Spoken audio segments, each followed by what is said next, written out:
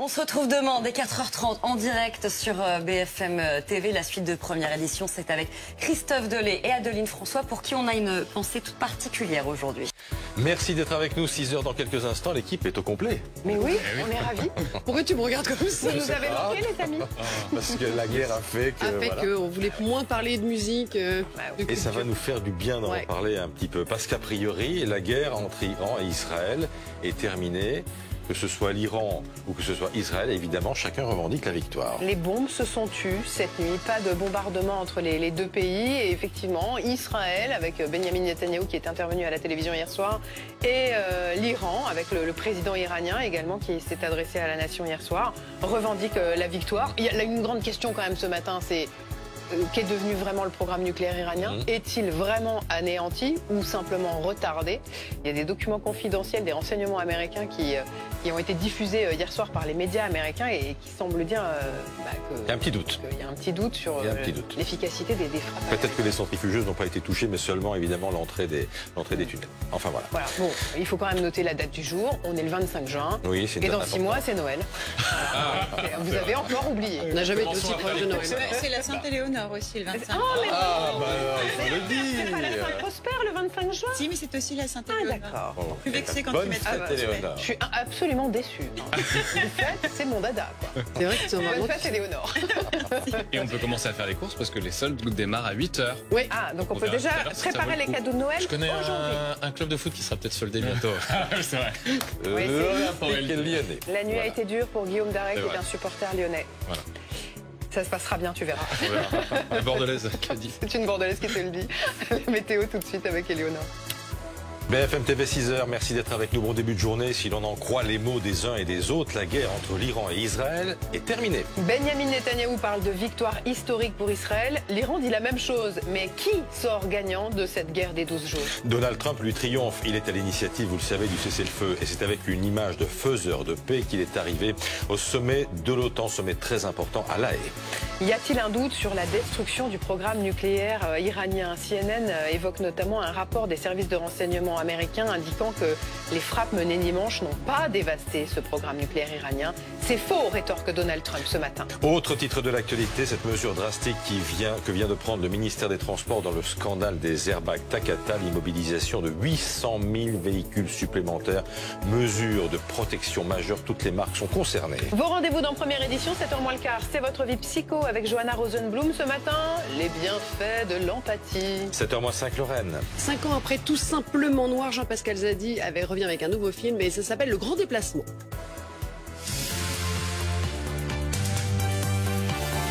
BFM TV première édition. Adeline François, Christophe Delay. Nous allons le vérifier dans quelques instants, mais a priori, les armes, les bombardements se sont tus dans les ciels, dans le ciel de l'Iran ou dans le ciel d'Israël. Et donc, la guerre est a priori terminée. Prudence quand même. Benjamin Netanyahou parle de victoire historique pour Israël. L'Iran dit la même chose et Donald Trump lui triomphe. Oui, Donald Trump qui est à l'initiative du cessez-le-feu et qui est arrivé hier après-midi à La Haye pour le sommet de l'OTAN avec une image de faiseur de paix. Il est arrivé triomphant, mais qui sort gagnant de cette guerre de 12 jours? Avant d'aller à Tel Aviv dans un instant, élément de réponse avec Pierre-Olivier Dantan.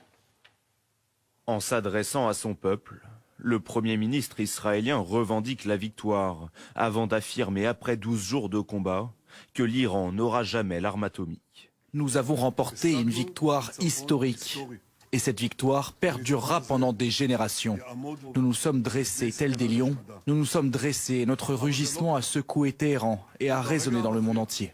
Mais après l'instauration de ce cessez-le-feu, difficile de déterminer clairement un gagnant. L'Iran aussi, met en avant la puissance de son peuple, accepte cette trêve, mais les tensions restent vives. Sur le fond, rien n'est vraiment réglé. Le programme nucléaire iranien peut continuer, l'Iran a toujours des missiles, donc c'est toujours une menace pour Israël. On peut donc imaginer qu'Israël va surveiller étroitement l'Iran et que si elle voit un danger se profiler, elle n'hésitera pas à utiliser à nouveau la force. De son côté, Donald Trump martèle le succès de son opération militaire en Iran.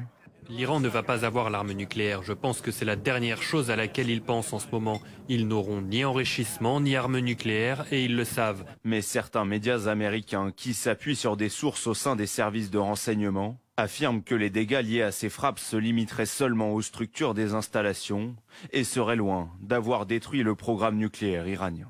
Alors justement, et on va y revenir dans quelques instants au sujet de ce rapport. On va d'abord se tourner vers Élise Phillips qui est en direct de Tel Aviv. Est-ce que, Élise, la nuit, peut-être pour la première fois depuis 12 jours maintenant, la nuit a été calme en Israël ? Oui, tout à fait. Le pays vient de passer sa première nuit tranquille, sans alerte, alors que depuis le début de la guerre, les alarmes retentissaient quasiment tout le temps, à 2h, 3h du matin, en journée aussi, ce qui forçait les habitants à aller se réfugier dans les abris plusieurs fois par jour.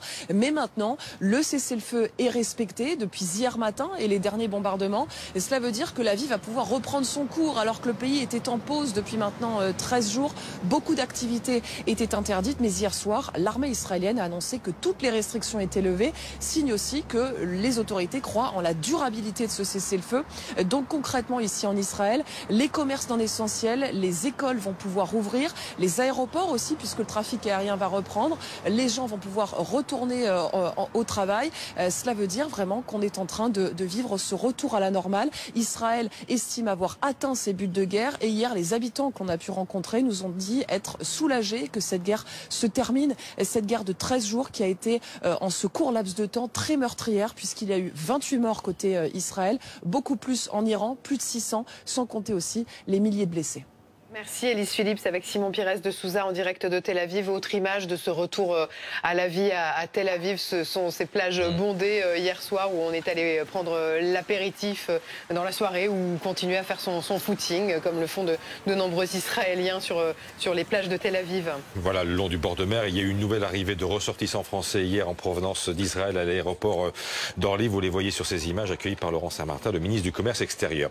Il y a donc un doute sur la destruction du programme nucléaire militaire iranien. CNN et le New York Times évoquent que les frappes menées dimanche sur les sites de Fordo, Natanz et Ispahan n'ont peut-être pas dévasté le programme nucléaire iranien. On va tout de suite rejoindre Jeanne Daudet en direct de Washington. Jeanne, d'où sort cette information et qu'en dit la Maison-Blanche ? Eh bien, cette information sort en fait d'une première évaluation de l'un des services de renseignement américains, l'organe de renseignement du Pentagone, qui estime que les frappes militaires n'ont pas détruit les éléments essentiels du programme nucléaire iranien et qu'ils n'auraient fait que le retarder de quelques mois. Voilà ce qu'indiquent ces sources, et qu'en fait finalement ce qui aurait été touché, c'est surtout les éléments extérieurs de ces sites qui auraient donc été touchés, que ça n'aurait pas touché en profondeur ces 3 sites. Alors ce sont des analyses qui vont se poursuivre encore, qui sont amenées à évoluer, mais tout de même ces premières conclusions ici ont beaucoup fait parler aux États-Unis. Les médias américains qui tournent en boucle sur ce sujet, et du côté de la Maison-Blanche on dénonce cette évaluation, également la fuite de cette première analyse, à l'image de la porte-parole de la Maison-Blanche qui a très vite réagi, taclant les médias et affirmant que c'était une tentative de rabaisser le président Trump. Et tout le monde finalement est venu à la rescousse du côté de l'administration Trump, y compris le secrétaire à la Défense qui s'est exprimé lui aussi. Et d'après ce que nous avons vu, dit-il, notre campagne de bombardement a été efficace.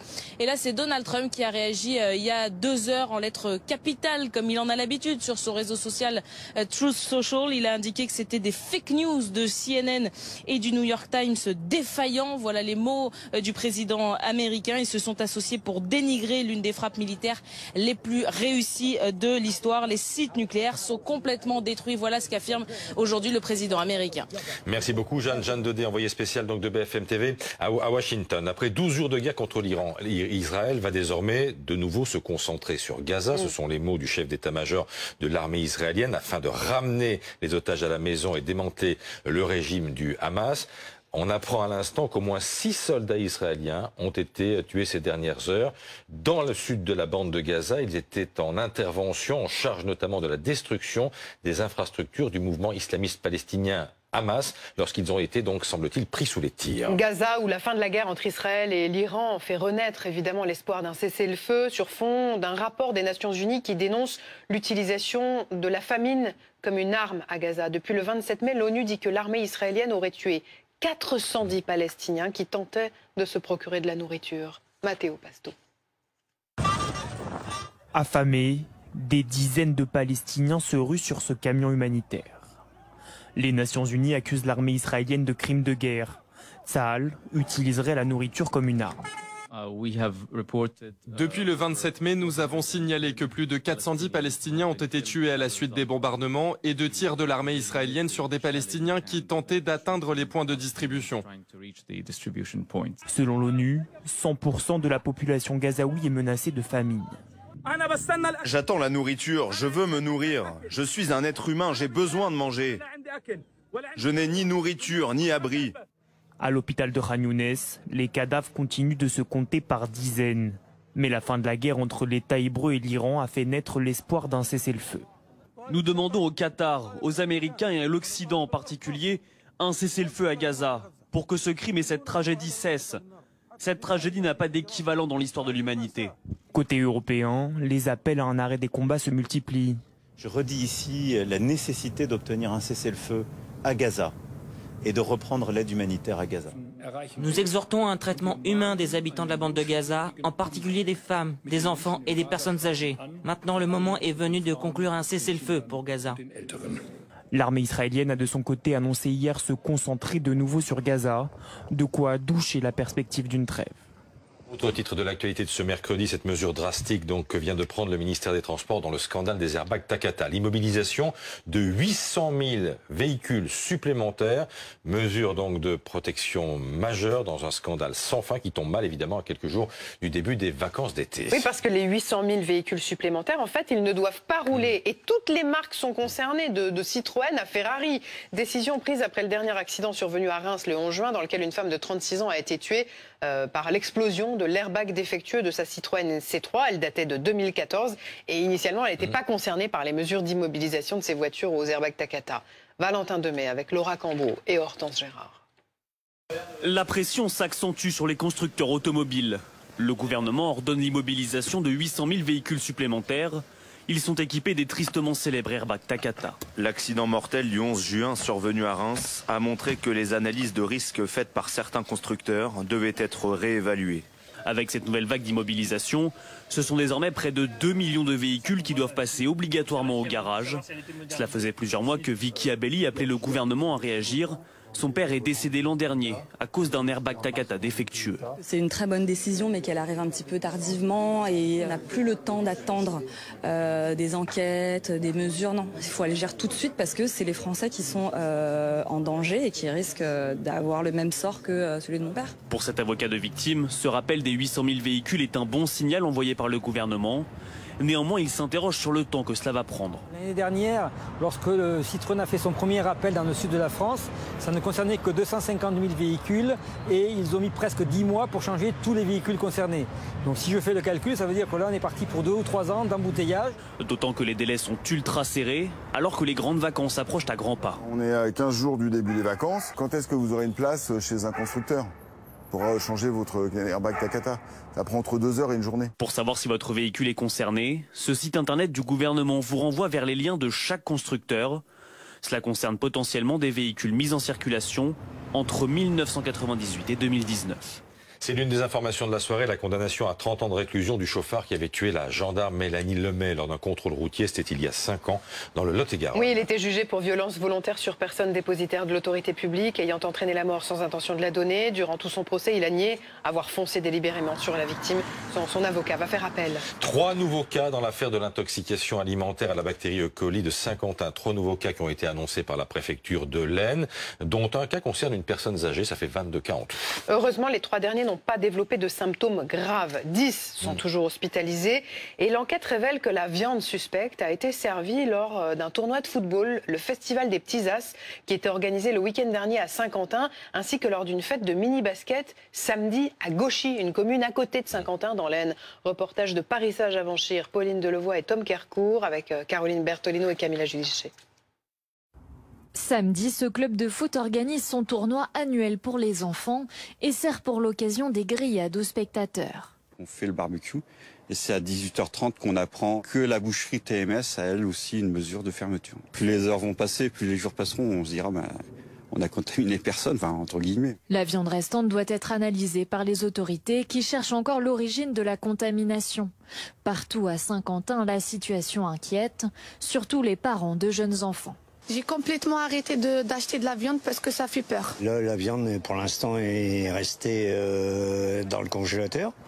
Parce que bon, j'ose plus toucher, quoi. Beaucoup d'interrogations et pour y répondre, la préfecture a ouvert une cellule téléphonique dédiée. Donc vous me dites en fait que depuis le 5 mai, en fait, il a des crampes et des diarrhées et il ne trouve pas ce qu'il a. C'est ça en fait votre enfant? L'équipe a déjà reçu plus de 200 appels depuis samedi. On a principalement des habitants, des femmes et des hommes en fait, qui sont inquiets pour leurs enfants, pour eux-mêmes, par rapport à l'achat de viande dans des boucheries qui ont été fermées. S'il y a des symptômes particuliers qui correspondent effectivement à la toxine, aux conséquences de la toxine, effectivement, nous les renvoyons vers le 15. Les autorités rappellent de ne pas consommer de viande achetée dans les boucheries et grandes surfaces qui ont été fermées. Tous nos reportages sont à retrouver sur bfmtv.com. Restez avec nous. Histoire en France, donc, dans quelques instants. Et ce matin, nous irons dans la Loire, pas très loin de Roanne. On vous racontera le combat d'un maire pour sauver le seul petit commerce de sa commune. Il a gagné. L'économie avec Nicolas Dose, les remèdes de l'assurance maladie. 4 milliards d'économies en 2026. Ça paraît pas beaucoup, hein, sur 260 milliards de dépenses, sauf qu'on l'a jamais fait. Et en fait, ce que je vais vous expliquer, c'est que l'évidence, c'est que les vraies économies structurelles de dépenses publiques, elles seront dans la santé, et principalement dans la santé. Éléonore, une vigilance aux orages qui concerne plusieurs dizaines de départements. Ah oui, on est à 47 départements désormais pour cette vigilance orange orage, plus 2 départements, Isère et Rhône toujours pour la canicule. Du côté du temps, ce sera quand même plutôt calme dans un premier temps en matinée. Déjà quelques coups de tonnerre et quelques averses vers les pays de la Loire, mais sinon un ciel voilé au nord et ensoleillé au sud. Cet après-midi, ça va vraiment s'activer. Première zone concernée entre les Pyrénées et le Limousin. Deuxième zone, le Massif central. Ça, ce sera à partir de 15-16 heures. Ensuite, ces 2 zones, attention, vont remonter, se rejoindre. La Normandie, l'Île-de-France seront touchées. Ça va remonter jusqu'au nord du pays. Avec, avant les orages, des températures caniculaires, on aura 38 à Clermont, Lyon et Toulouse, 34 à Paris et Strasbourg, 30 à Lille. Je me le sais.